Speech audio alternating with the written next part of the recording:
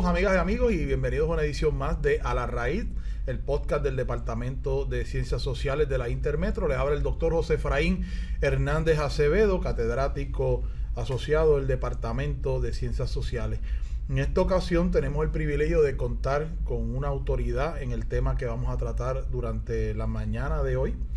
Y es el doctor Diego Sainz de la Peña. Él es pediatra, director del Departamento de Pediatría del Hospital Auxilio Mutuo y también ha sido profesor en esta disciplina. Doctor, muchas gracias por estar aquí con nosotros. Un placer compartir con ustedes un tema que para mí es crucial para este país. Doctor, yo llevo bastante tiempo escuchándolo en distintos foros, en radio, televisión, prensa, alertando a la ciudadanía, a los puertorriqueños, sobre la situación que ya hay algunos que llaman catástrofe demográfica en Puerto Rico. Quisiera empezar por ahí. ¿Podemos definir la situación que estamos viviendo en Puerto Rico de falta de nacimientos combinado con un envejecimiento rápido de la población como una catástrofe demográfica? Hace aproximadamente 5 años me invitan a un programa de radio para hablar de por qué estaban cerrando las salas de parto y los intensivos neonatales en este país. Un periódico de amplia circulación en ese tema acababa de establecer que el problema era la falta de médicos y enfermeras, lo cual yo estaba completamente en desacuerdo. Yo, siendo pediatra y dirigiendo un programa pediátrico de un hospital de comunidad, que es el más grande en Puerto Rico, pues reconocía cuál era el problema. Y cuando me invitan a hablar de esto, pues yo aclaro a la persona que me entrevista que el problema no era falta de enfermeras y médicos. Sí tenemos falta de enfermeras y médicos, pero esa no era la razón por la cual cerraban las salas de parto. Cerraban las salas de parto porque hacía 15 años atrás, bien, si empezamos a contar, había 50, 60 mil nacimientos en Puerto Rico y llevábamos 2 años en aquel entonces, ya llevamos 5. En aquel entonces, conteniendo menos de 20 mil nacimientos, estábamos hablando de 18 mil nacimientos. Así que esa era la razón real por la cual estábamos teniendo el problema. Este es el problema, en mi opinión, número 1, el problema más importante de solucionar en este país. Si nosotros tenemos, el año pasado hubo 17.800 nacimientos. Y creo que ya hemos llegado al punto que hay más hace rato fallecimientos sí, que nacimientos. Se llama la pirámide de nacimientos, ya está invertida. O sea, hay más muertes que nacimientos. Lo que se llama el concepto de no hay reemplazo poblacional. No hay reemplazo poblacional y peor aún, vamos para 6 años este año, si sigue teniendo este problema. Y como yo he explicado públicamente, como usted dijo, en programas de radio, televisión, etcétera, nosotros vamos en 20 años, y esto es un dato demográfico, no vamos a tener suficiente población en Puerto Rico para la mayoría de las cosas que nosotros hacemos, incluyendo el problema serio que tienen las universidades y las escuelas en Puerto Rico, porque de aquí a allá no va a haber suficientes estudiantes.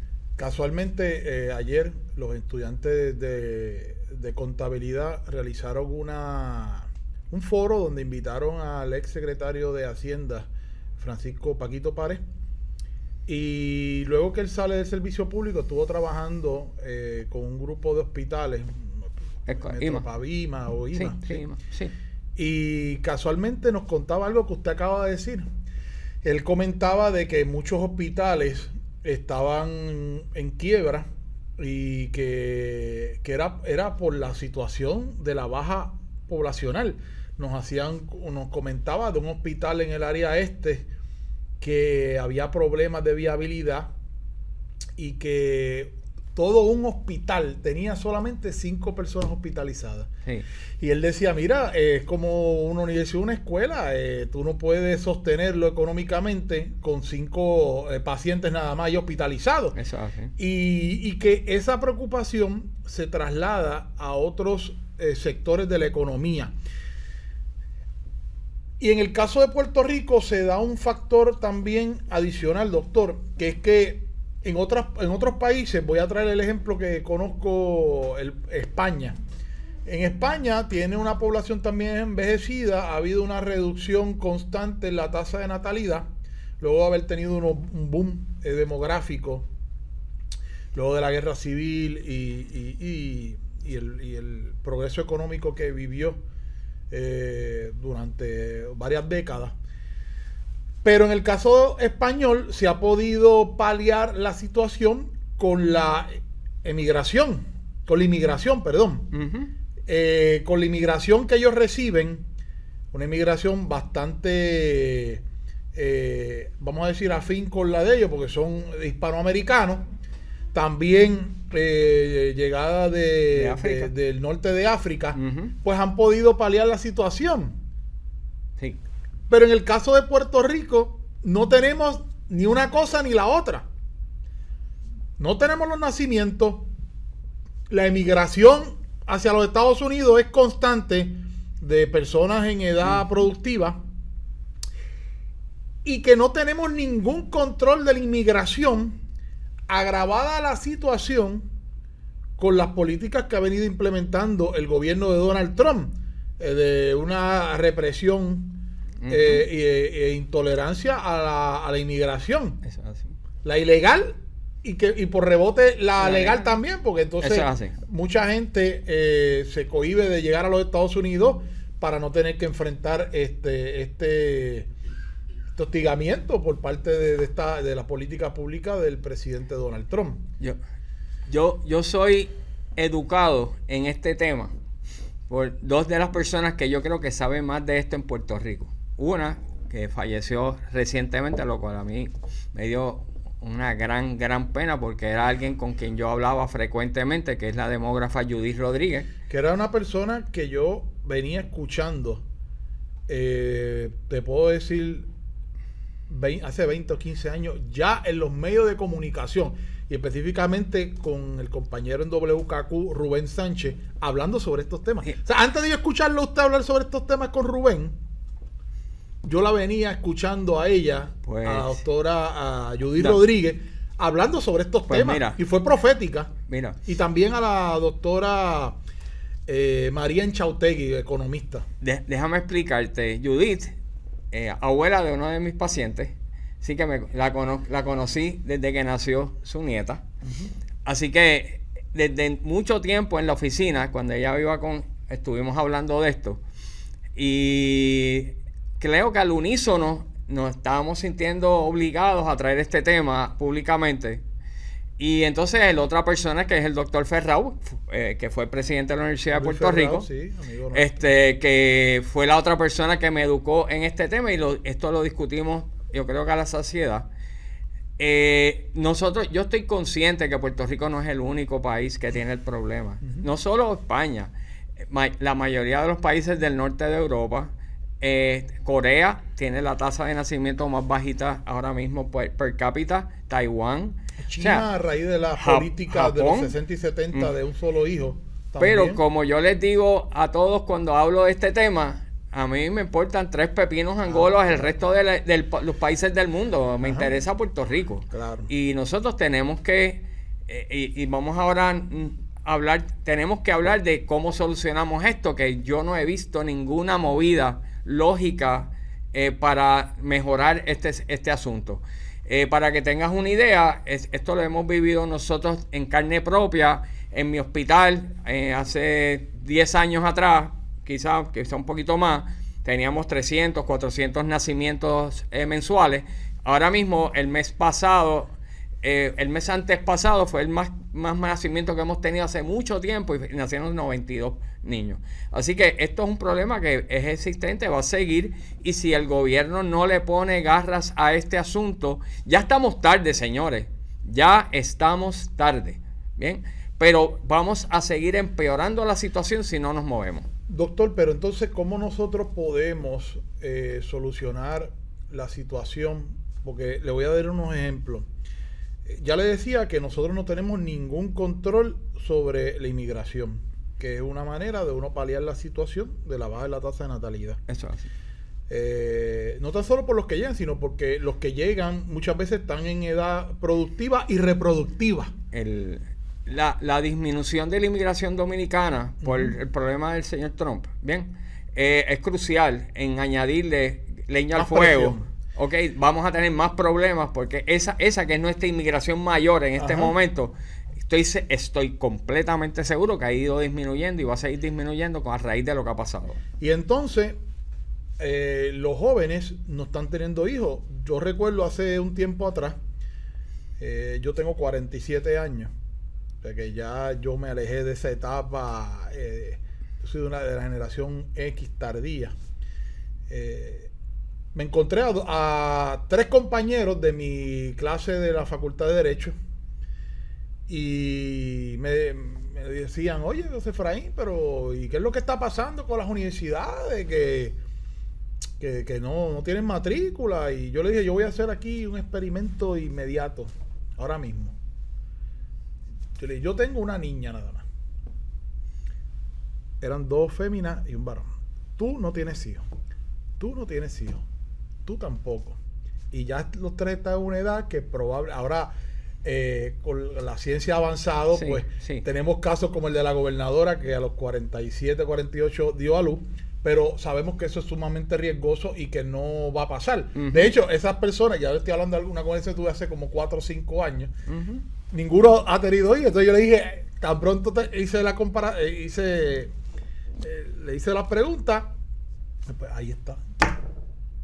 Ahí está. En otras épocas, si nosotros hubiéramos baby boomer, probablemente hubiésemos tenido 2, 3, hasta 4 hijos. Pero esa no es la situación hasta entonces. La generación que nos sigue a nosotros, que son los millennials, que ya podríamos decir que están en etapa reproductiva, pero son profesionales, no están teniendo hijos. Y la que le sigue, que ya yo no sé si es la X o en la Z, pues tampoco están en esa. Incluso he escuchado que ya el tema de reproducirse ni les interesa mucho. Y hay un factor económico. ¿Qué es lo que está detrás de esta situación? Nadie sabe más de eso que nosotros. Perdóname, yo tengo 2 hermanos varones. Ajá. Uno no ha tenido hijos, ya está en sus 45 años, y el otro tuvo 1. Nosotros, los pediatras que estamos en práctica activa, que vemos recién nacidos todos los días, el fenómeno interesante, ¿verdad? Se ha reducido la cantidad de médicos, se han reducido los pediatras de 1.300, 1.400 pediatras que había hace 15 años atrás, quedamos 600, 700 en práctica. Así que hay menos nacimientos, pero hay menos pediatras. Así que mantenemos entonces el censo de nuestras oficinas. Mucho, eso es otro tema. Bien, han disminuido grandemente. Pero a lo que voy es que nosotros seguimos viendo muchos bebés recién nacidos. Así que tenemos la oportunidad de día a día, todos los días, bien, de hablar con la gente joven. Por eso que entonces ha habido una combinación de reducción de pediatras con reducción de población. Y mantenemos el censo a la oficina. Claro, pero a lo que voy es que yo todos los días de mi vida tengo que tocar este tema con los pacientes en mi oficina. Ayer les dije, tengo mañana una actividad a esta pareja que tuvo el 3er bebé. Y voy a decir que ustedes son el ejemplo a seguir en este país. Bien. Pero a lo que voy es que yo hago un survey llevo muchos años preguntando, ven acá, ¿por qué? Tienen 1, ¿verdad? ¿Van a tener 2? No. ¿Por qué? Y 100%, no 99.5, 100. La contestación es, económicamente no puedo. ¿Cuánto cuesta un cuido? Ok, déjame explicarte algo. Pero déjame explicarte algo, José Efraín. 52% de los niños en este país, bien, están en la reforma. Ok, sí que tienen seguro médico gratis. Están en Head Start. Tienen un programa federal de cuido gratuito. Bien, ya no dan abasto porque ya los Head Start están súper llenos. Bien, así que la mitad de Puerto Rico tiene esos servicios gratuitos. La otra mitad, la clase media especialmente, trabajador de todos los días de clase media, que no cualifica ni para la reforma ni para el Head Start. Bien, tiene que pagar ni para 600 subsidiada, ni plan 8, ni nada de eso. $600, $700 mensuales por un cuido. Bien, o sea, si a eso tú le sumas, porque a mí me da gracia porque los gastos médicos, la mayoría de esta clase media tiene plan médico, que se lo paga usualmente su empleador, a uno se lo pagan ellos, pero los gastos médicos son mínimos. El gasto grande vienen los cuidos, la comida, que cada vez está más, toda la servidumbre que lleva a estos niños. Así que con un sueldo de $1,500, $2,000 y van a pagar 600, 700 de cuido, no hay manera que puedan tener más hijos. Y para tú tener familia, tú necesitas un hogar. Y ayer mismo, hoy estamos grabando esto, hoy es 3 de marzo. 4. Hoy es 4. Pues ayer 3 de marzo leía yo en el periódico, parece el Nuevo Día, que el estimado de propiedades nuevas, recién construidas, el costo, 400 y pico de $1,000. O sea, casi $500,000. Sale hoy día comprar una casa. Imposible. Para tú poder cualificar, a menos que tú seas millonario, para tú poder cualificar en una institución bancaria para un préstamo hipotecario de 400 y pico de $1,000 pesos, a eso súmale amueblarla y toda la parafernalia que sea necesario para poder vivir en una casa, más los gastos relacionados, mantenimientos y demás. O sea, ¿cuánto tú te tienes que estar ganando? O sea, tenemos que decir que tienen que ser parejas que juntos se tienen que estar ganando básicamente al año $300,000 o más. La clase media de Puerto Rico no tiene acceso a esa economía para pagar esto. Y entonces yo quiero añadir, porque yo no solo hace 4 años traje este problema, yo di cuáles entendía yo que eran las soluciones al problema, ¿bien? Sabiendo que el problema es económico. Y yo tengo una niña de 10 años, 15 años, y todo eso que usted dice, no tan solo el cuido, es que también muchos padres y madres profesionales queremos que nuestras hijas vayan a un buen colegio. Estamos hablando de matrículas al año de $8 o $10,000 para arriba. También las actividades extracurriculares, porque entonces tenemos un problema también que se puede adjudicar a la demografía. Cuando yo era niño, pues yo me entretenía en la calle. Tenía tantos primos, tenía tantos vecinos que con una cancha de baloncesto o un parque de pelota, eso nos entreteníamos solos. Pero ya hoy día, por ejemplo, yo vivo en una urbanización, doctor, que literalmente tú puedes contar con los dedos de la mano los jovencitos, y bebés casi no hay. ¿Qué pasa? Que eso también lleva a uno a tener que buscar actividades extracurriculares que tienen un costo. Mi hija toma clases de música desde pequeño, eso es un costo adicional. Tenía también hasta hace poco clases de baile y demás. O sea que es unos costos también relacionados. Y no tiene primos ni primas. Esas fiestas grandes que se hacían antes de Navidad de la familia, o de los cumpleaños, ya no están. Entonces, pues todo eso conlleva unos costos que para muchas parejas es insostenible o sumamente difícil. Porque entonces, yo me imagino replicar eso, tener 2, 3 hijos, pues tú tienes que multiplicar eso por cada hijo. Y entonces, ¿cuánto te tienes que ganar? Para poder tener todo ese estilo de vida, ¿no? Mi propuesta al gobierno en aquel entonces fue la siguiente. Ya viendo lo que estaba pasando, el año pasado, le estaba explicando al productor del programa, el año pasado en Puerto Rico entraron 14,000 estudiantes a kinder. 14,000. Wow. Bien, entonces... 14,000 habían, doctor, en este recinto metro, en una época nada más. Y ni hablar de cuando yo estudié en la UPI, había 20,000 estudiantes. O sea, ahí en Río Piedra. En Río Piedra. Así que, pero a lo que voy es, si el Departamento de Educación de este país tiene el presupuesto más grande en dinero de todos los departamentos, si estamos teniendo 14,000 estudiantes en kindergarten cuando antes tenían 40,000, 50,000, y tienen el mismo presupuesto, estoy hablando de hace 4 años atrás, no ahora es peor la cosa, pero hace 4 años, yo no vi la razón justificable para que, si hay educación pública gratuita en este país, que la hay, sí, ¿por qué no podía haber cuidos gratuitos en este país, con ese presupuesto que tiene el departamento? Y cuido extendido debería haber. Y lo traje y lo traigo. O sea, todavía están con los cuentos de que les voy a dar $1,000, que les voy a dar que si una añadido a los dependientes. Los vales, que ha sido un fracaso. Y eso nunca ha solucionado el problema, porque es un problema, ese dinero que tú le das, ¿cómo tú garantizas que lo utilicen en lo que se supone que lo utilicen? ¿No? Y por ejemplo, los vales, yo tuve la oportunidad de un curso que tomé a nivel doctoral en educación en la UPR, hacer un paper sobre el asunto de los vales educativos y demás. Y resulta que no han sido verdaderamente efectivos, con todo y que se constitucionalizaron a través de una decisión que tomó el Tribunal Supremo, invalidando otra que se había tomado anteriormente que los invalidaba por inconstitucionalidad. Uh-huh. Y es que primero se tardan en pagarle a los colegios muchísimo, y segundo que no cubre los gastos relacionados, porque esto no es pagar la matrícula.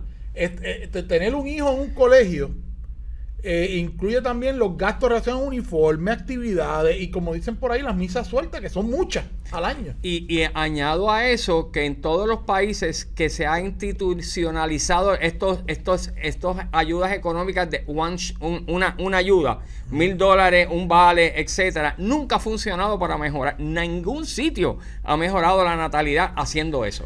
Así que la propuesta en aquel entonces fue, señores, tienen que empezar a mirar este tipo de ayuda, este tipo de situación, porque yo no veo la razón justificable económica de que si tú das educación pública gratuita no puedas dar cuidados gratuitos, ¿bien? Y voy un poquito más, les dije más. Esto yo lo presenté con mucho respeto, no solo a la secretaria de la Gobernación en aquel entonces, a Jesús Manuel Ortiz en el Capitolio. Bien, o sea, esto no sí, yo fui público, me invitaron. Ajá. Y entonces me invitaron a hablar de esto. Bien, sí. Así que entiendo yo que no hay una razón justificable para no mirar esto ahora y a largo plazo, porque el problema de la natalidad en Puerto Rico, al igual que en muchos sitios en el mundo, es puramente económico. Le voy a traer aquí, porque yo como parte de... Esto es un tema que yo conozco bastante porque los he escuchado a ustedes, a la doctora Judy Rodríguez, a usted, al doctor Julio César Hernández Correa, a Marian Chautegui, que son profesores que se han dedicado a escribir sobre esto.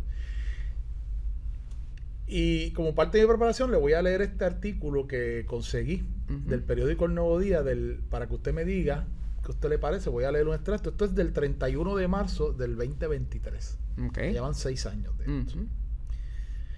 Se hará campaña para instar a parir. Esto de la pluma de Gloria Ruiz Cuilan.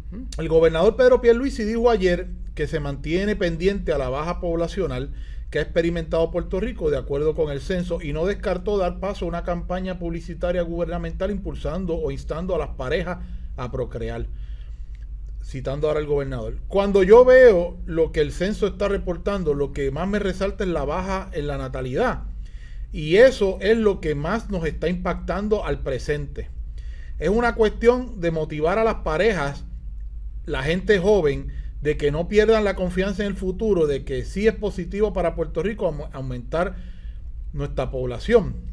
Se pueden hacer campañas y se deben hacer, y yo lo debo verbalizar cada vez que tenga la oportunidad de hacerlo. Y luego más adelante dice el gobernador: fueron principalmente los pueblos impactados por los terremotos, donde ha habido una baja. Ahí se perdió mucha vivienda y tuvieron que reubicar otros. Pues se fueron fuera de Puerto Rico. Así que lo que estamos haciendo es dándole prioridad a esa área. Y nada, más adelante sigue el artículo.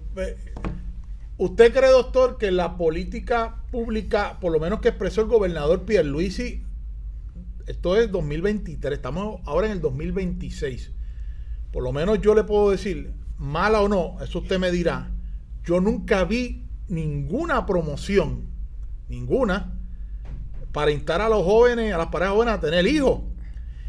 Ahora le pregunto yo a usted, ¿usted vio algún tipo de promoción a esos efectos? ¿Y usted cree que esto se resuelve instando a los jóvenes a tener hijos? Eso, estoy en récord que al otro día de salir ese artículo en El Nuevo Día, estuve en el programa de Rubén Sánchez, que yo pedí espacio para hablar. El 1 de abril del 2023. Okay, pues para dejarle saber que el artículo que publicó la señora Cuilan sobre lo que expresó el gobernador era algo que era insólito, poco educado y ningún tipo de razonamiento lógico. Bien, eso creó un mal ambiente, porque de ahí en adelante personas que son críticas de este tipo de situación, especialmente las que son personas, mujeres que son abiertamente en contra de muchas cosas, ¿verdad?, en este país, lo quemaron y de qué manera hubo la crítica porque, que se la merecía. Sí, porque lo que pasa, y claro, y otros sectores lo tomaron a chiste, porque era como que pónganse a tener relaciones eso es así, y a parir, eso es así. porque también está la cuestión de la paternidad irresponsable.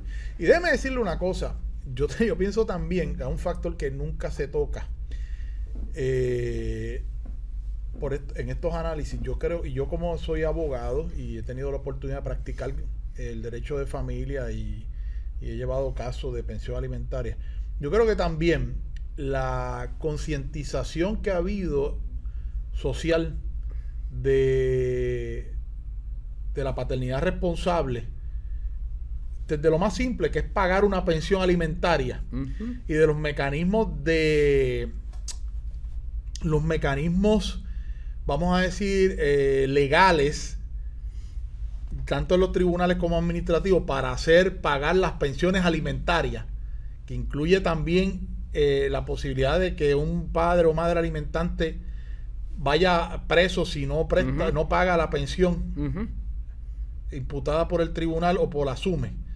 Tiene que haber llevado a muchos también a pensar 2 veces tener hijos, porque saben que si tienen un hijo, no provees para ese niño o niña, el padre o la madre custodio va a ir al tribunal y va a reclamar una pensión o va a ir a SUME, y si no la paga vas preso. O sea que eso tiene que llevar también a muchos a decir, espérate, yo no voy a estar por ahí al garete porque puede tener serias consecuencias. Yo sigo pensando, puede ser un factor más sí, de todos los que hemos hablado. Yo sigo pensando que el factor principal, que son los que yo veo todos los días en mi oficina, bien, todos los días, es parejas jóvenes. Entendemos muy bien el concepto de que los jóvenes hoy en día no quieran tener tantos hijos como pasaba hace 40, 50, 60 años atrás. Le estaba diciendo a Frankie que al productor del programa que en Puerto Rico el año que más niños nacieron en la historia de Puerto Rico fue en la posguerra, que nacieron 120,000 niños ese año. Así que puedo entender el concepto de que la gente joven hoy en día a veces prefieren tener perros o prefieren tener gatos o prefieren tener algo que no necesariamente les implique. Pero sigo insistiendo que el factor número 1, número 2, número 3, número 4 es económico. Bien, y una pareja joven que quiere tener hijos, que asume unas responsabilidades económicas que tienen que hacer y cubrir por todo lo que tú acabas de decir, porque tienen que tener una vivienda que es cara, porque tienen que tener unos servicios que son caros, porque hay que tener un carro que es caro, etcétera, etcétera, etcétera. Bien, pues se le hace difícil pensar que en este momento van a tener un hijo o más de un hijo. Bien, porque estamos hablando de los que tuvieron uno solo y no van a tener más ninguno, que tuviste el ejemplo, y los que no van a tener porque económicamente no pueden. Yo creo que el punto importante de este gobierno, de estos gobiernos y de este país, es ver de la forma que económicamente, voy a hacer un comentario. El alcalde de Nueva York gana las elecciones, el señor Mandami. ¿Cuál fue lo primero que él dijo que iba a hacer o cuando ya era alcalde de Nueva York? ¿Cuál fue lo primero que dijo? Que le iba a dar cuidado gratis a todos los niños, ¿ok? En la ciudad de Nueva York, de la clase media, no de los que están cogiendo Medicaid, etcétera, sino los que están en la clase media. Lo primero que dijo. De hecho, yo he dicho públicamente en mi programa de radio, Cátedra 580, y en el podcast que también tengo con Jay Fonseca y Néstor Duprey, que viéndolo desde otro punto de vista distinto, porque yo pienso que la educación no tan solo se le puede delegar a los maestros de la escuela, sino que también la familia es fundamental en el proceso educativo del menor, pero yo reconozco que hay personas que no tienen esa capacidad, ni económica ni intelectual, de darle esa educación en el hogar. Y yo planteaba que tienen que haber cuidados extendidos que incluyan incluso, a raíz de ciertos casos que han salido, que ha denunciado Puruco Latimer y otros, y redadas donde han encontrado niños en condiciones deplorables. Yo decía, mira, hay niños y niñas que en este país deberían de llegar a su casa a dormir, con las 3 comidas, con educación del currículo de clase, con también formación en deporte, en artes, en humanidades, extracurricular, que ese niño, mire, no mire otra cosa. No mire otra cosa, que llegue no a la mire casa a otra cosa. dormir. Que es otra área también, o sea, y que también eso permitiría, porque por ejemplo, hay otro factor que yo quisiera también tocar aquí. Ayer, casualmente, el decano Fontanet de nuestra Facultad de Derecho me enviaron un opúsculo sobre el ofrecimiento en la Escuela de Derecho de la Universidad Interamericana, y en ese folleto informativo me puse a verificar, y la abogacía, que era una carrera que en el pasado dominaban los hombres, hoy día no es así. Los números que presentaba ese panfleto decía que casi el 70% de los que están estudiando derecho hoy día con una carrera de 3 años diurnos o 4 nocturnos son mujeres. Incluyendo mi nieta. Pues mira para allá. Está estudiando derecho en la UPI y está en segundo año. Y el perfil demográfico también es similar en la Escuela de Derecho, de la UPR, porque estoy tomando un curso de Historia del Derecho, que siempre quise tomarlo en la Escuela de Derecho y lo estoy tomando ahora con el doctor Carmelo Delgado Cintrón, y la mayoría de las estudiantes en el grupo son mujeres. Tiene que ver también esto, el que la mujer hoy día quiera educarse más, quiera hacer carreras profesionales que conllevan un bachillerato, que el mínimo son 4 años, después de estudios graduados que pueden conllevar 3, 4, 5 años. Con esto, porque recuerdo ahora, y en esto el vicepresidente J.D. Vance de los Estados Unidos y ciertos promoventes de esta política MAGA, ¿verdad? De Donald Trump, de Make America Great Again, quieren regresar a la ellos le llaman trad wife, y por eso a la esposa tradicional, que esta concepción del MAGA es llevar a Estados Unidos a los años 50, donde era la mujer en la casa, atendiendo el hogar, teniendo 3, 4, 5 hijos, y que se quedara en el hogar, y que también dicen que la razón por la cual se está limitando las ayudas económicas que el gobierno ofrece, beca y demás, a ciertas profesiones como la enfermería, va dirigido a desincentivar que las mujeres estudien estas carreras y que se queden en las casas. La realidad... Hay algo de esto, de hecho aquí... Bueno, yo te voy a contestar. Hay algo de esto, yo te voy a contestar, te voy a contestar rápidamente dándote otro ejemplo. Como parte de mi profesión, yo soy profesor de la Escuela de Medicina, ¿ok? Hace ¿Ese escenario es igual allí? 17 años, ¿verdad? Más o menos. Yo recibo estudiantes de 4º año de la Escuela de Medicina que quieren ser pediatras y rotan conmigo en mi oficina. Excepto un varón, todas las demás han sido mujeres. Y 2, que no extraño porque pediatría es una carrera que es atractiva para las mujeres, pero eso no es lo que quiero hablar. Es que la gran mayoría de las clases de la Escuela de Medicina, vayan a las escuelas de medicina hoy en día en Puerto Rico, la de Río Piedra, la de Bayamón UCC, la de Ponce, San Juan Bautista, y van a ver que la gran mayoría de los estudiantes de medicina de todas esas escuelas son mujeres. Sí, que lo mismo que está pasando con leyes está pasando con las escuelas de medicina. Pero entonces eso tiene que ver que la mujer ahora que crea un problema también, porque también lo que pasa es lo siguiente, doctor, profundizando en este tema, una mujer que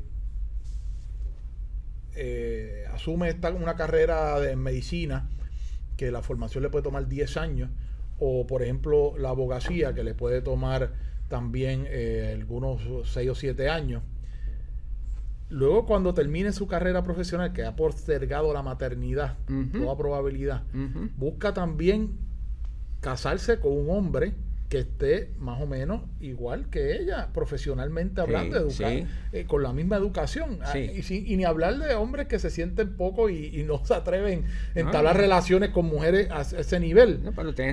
Hay un punto ahí también de mujeres educándose más, que luego tampoco encuentran pareja para poder hacer familia. O sea, es que quiero llevar esto también. Yo reconozco plenamente, porque como padre lo he vivido, la cuestión económica, pero también desde este punto de vista de relaciones, de estudio, de relaciones personales, también la tienen difícil. las parejas. Pero principalmente me parece a mí, lo hago con mucho respeto, ¿verdad? Viéndolo desde el punto de vista de la mujer, que tiene un escenario complicado a la hora de conseguir pareja para procrear. El hecho de que las mujeres entren en los campos profesionales, esta es mi opinión, Ajá. tanto en las leyes como en medicina, le crea un ambiente menos favorable para tener muchos hijos, no para no tener hijos, pero para tener muchos hijos. Claro. La pediatra, yo tengo una socia, mi compañera de oficina es pediatra, es mujer, tiene 2 hijas, bien, tuvo 2 hijas, ya están grandes. Y las pediatras que yo conozco que están cerca de mí en mi práctica, etcétera, son madres, la mayoría de ellas. Pero reconozco lo que usted acaba de decir, de que el punto de vista de ser una madre profesional con una profesión que requiere atención, tiempo, etcétera, uno dilata el momento de de tener un bebé, porque como usted bien dice, si entran a los 17 años a la universidad, ponle 18, son 4 de universidad, más 4 de escuela de medicina, son 8, más 3 de especialidad, son 11. Así que llevan 11 años que durante ese interín probablemente se les haga bien complicado tener, porque las responsabilidades que lleva todo esto. Sí, como yo le digo a las Así estudiantes, llegan a los 30. No es imposible, pero mucho más difícil. Llegan a los 30 y no han tenido hijos. Bien, entonces hay que hacer la decisión de tener hijos. Yo estoy seguro que eso entra entre las cosas que hay que y que entonces considerar. ahí ya empieza en su pic laboral y es una realidad.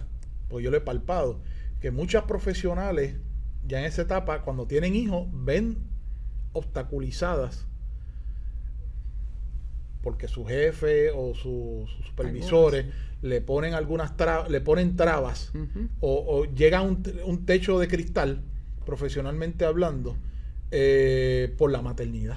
Estoy seguro que sí pasa, o sea, y yo he hablado con punto de amigas vista, que me dicen, mira, yo llevaba una carrera ascendente en mi trabajo hasta que tuve un hijo y entonces se me la responsabilidad ya no me mandaban de viaje, vi a otros varones, a otras mujeres más jóvenes pasarme por el lado. Porque ahí traigo un factor también laboral que influye. Esto es así. Nosotros vemos cuántos pacientes van a la oficina mía todos los días, niños enfermos, que las mamás no pueden ir a trabajar porque tienen influenza, va a estar 5 días fuera de se le pega a ella también. Y van a tener fuera, tienen que buscar una excusa, 5 días sin ir al trabajo. Y cuando se suman 2 veces o 3 veces en 6, 4, 5, 6 meses, pues tienen problemas en el trabajo. Yo creo que eso es una realidad que hay que manejar, pero es una realidad que va a pasar. Y que también entonces añádele que si esa mujer no cuenta con una pareja que le ayude en el proceso de la crianza, sin hablar del económico, pero que le ayude en el proceso de que, mira, te toca a ti ahora llevarlo al médico, te toca a ti llevarlo a las clases de música. Es que yo veo una serie de factores también, adición del económico, que yo creo que es el fundamental en todo esto. Con respeto a lo que te voy a decir, no tanto a la pareja, si no existen los abuelos y las abuelas, entonces sí que tienen un problema.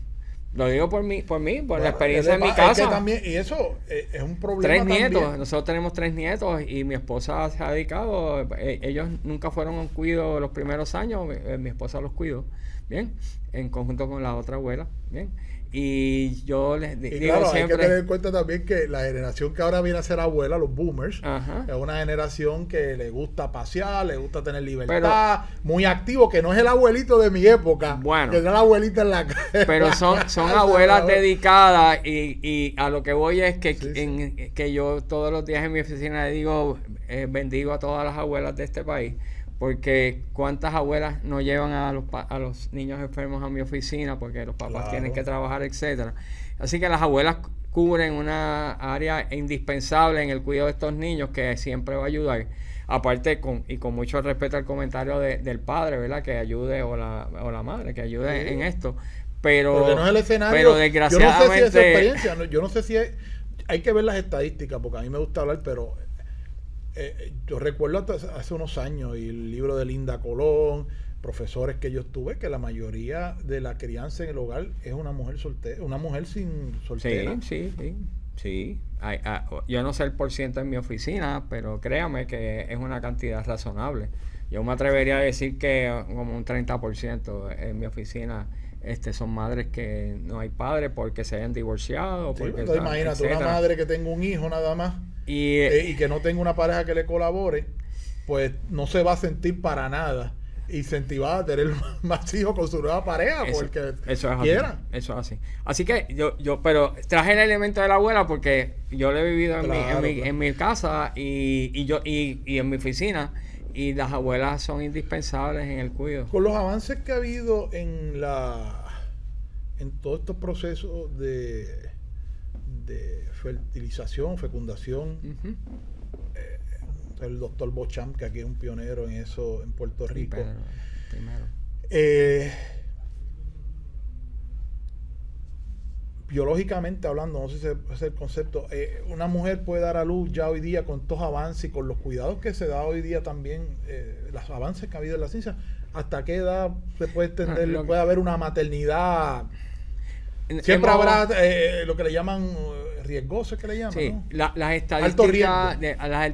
estadísticas en Puerto Rico que han envejecido las primeras madres primerizas, eso lo hemos visto claramente todos nosotros. No tengo que ver las estadísticas, veo mis pacientes naciendo. En los 30 y pico. Sí, en los 30 y pico. Early 40s, 40, 41.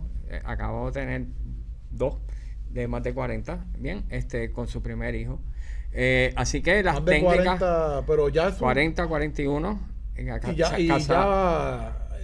no limitando a la primeriza, ya pueden tener a los 40 y cuánto, ya podría ser. Bueno, de la potencial, tú mencionaste ahorita a la gobernadora que a los 47 tuvo, pero con fertilización, ¿no? In vitro, etcétera, las cosas que hayan pasado.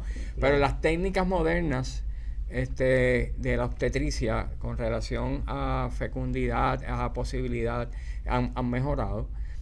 Así que sí, vemos el grupo ese, ¿qué grupos han crecido? Han crecido el grupo de mayores de 30 años, bien, ese grupo ha crecido. Ajá. De las primerizas embarazadas por primera vez. Y el otro grupo que se ha mantenido son las jovencitas. Bien. Jovencitas menos de 20 años, 19, 18. Ese grupo se ha mantenido. No ha crecido, pero no ha bajado. Okay. Así que ese grupo se ha mantenido, ha bajado el grupo intermedio y ha aumentado el grupo de más de 30 años. Y sería interesante también, no tengo los datos, no sé si te conoce, ¿cuántos de estos nacimientos se dan a través de este tipo de fertilización? Porque vamos a hablar claro, una mujer que desee ser madre no necesariamente tiene que recurrir a una pareja, puede recurrir a la fertilización in vitro o cualquiera de otras, ¿no? Eso, ¿qué auge está teniendo? No, la realidad, José Fray, no. Mira, la realidad es que... De que existe, pero si es una tendencia o no. No. La realidad es que no hemos visto, yo no he visto, y volvemos, yo puedo hablar de esto porque veo parejas, 40, 50 nenes todos los días, o sea, yo puedo hablar de esto as a fact, no que me lo contaron. Sí, se ve, pero no es una gran cantidad de madres, y te voy a explicar. Creo que muchas veces son parejas. Y no solo por eso, sino por el costo que conlleva entrar en un tratamiento de fertilización. ¿Cuánto sale un tratamiento? Wow. Porque fíjate, esto es otro punto interesante. El gobierno no brinda ningún tipo de ayuda a, por ejemplo, parejas o mujeres que quieran tener su hijo y quieran recurrir a estos tratamientos. ¿De cuánto estamos hablando? No tengo idea. Ahí no me atrevo, pues yo he escuchado números de 10 a 15 mil dólares. Yo creo que son más, pero estoy especulando. Estoy especulando. Pero la mayoría, no hay una gran parte de mujeres que yo veo en mi oficina que han tenido bebés por fertilización artificial o otras metodologías. No he visto ese aumento. Okay. Yo no lo veo. Hay, pero no lo veo. Lo que sí hemos visto, lo que te dije, de más de 30 años, 35. Sí, esto ha aumentado. Bueno, doctor, yo creo que hemos tratado aquí de todo. Todas las posibles razones por las cuales la tasa de natalidad ha disminuido tanto. Yo creo que la situación también para los que están ya en lo que llaman ahora la tercera edad también representa un problema porque no van a tener personas que los ayuden, que les hagan trabajos regulares. y especialistas para esa etapa de la vida creo que tampoco abunden. Yo les garantizo a ustedes, sin lugar a duda, ninguna. Yo no lo voy a vivir por mi edad, pero les garantizo que aquí a 20 años, si sigue el número de natalidad que tenemos actualmente en Puerto Rico, no vamos a tener ni universidades, ni escuelas. O sea, estoy hablando, vamos a tener una, no 100, vamos a tener... No, como tú bien dices, no vamos a tener quien cuida a nadie, ¿bien? No vamos a tener servicios esenciales. Señores, ¿qué más tenemos? O sea, yo les garantizo que eso va a ser así. No, y que usted decía algo al principio, que tomando acciones ya estamos urgentes, tarde. Ya estamos tarde. Pero hay que tomarlas. Y si el gobierno no las toma, pues eso lo vamos a sufrir nuestros hijos, nuestros nietos, nuestros bisnietos, eventualmente, que se quieran quedar. Que lo que va a pasar, José Efraín, es que se van a ir, todos los que puedan se van a ir para Estados Unidos a coger servicio. Y entonces eso va a reducir. Yo tengo uno que está fuera, pero se va a ir reduciendo la cantidad, además de no tener suficientes niños naciendo, la gente que se va a ir porque no va a haber servicio. Sí. Así que el gobierno de Puerto Rico, o escuchen, hagan y muévanse para mejorar esta área y volvemos. Consideren por favor lo que estamos trayendo a la mesa, que yo creo que es la manera de mejorar un poco esta situación. Doctor Diego Sainz de la Peña, le agradezco muchísimo que haya estado aquí con nosotros a la raíz, un tema tan importante que me parece a mí que hay que tratarlo con la seriedad y la urgencia con la que usted ha transmitido y no con sensacionalismo, ¿no? Esto es la realidad. Tampoco tomándolo a vacilón. Así que se lo agradezco mucho, doctor. Gracias a ustedes por la oportunidad de participar, y cuando me necesiten en en otros temas, pues estamos a las órdenes. Muchas gracias, doctor. Nos veremos en una próxima ocasión. Les habló el doctor José Efraín Hernández Acevedo en compañía del doctor Diego Sainz de la Peña, pediatra en el Hospital Auxilio Mutuo y experto en estos temas que tanta importancia le deberíamos de dar para la propia viabilidad de nuestro futuro como pueblo. Muchas gracias. Nos volveremos a ver pronto.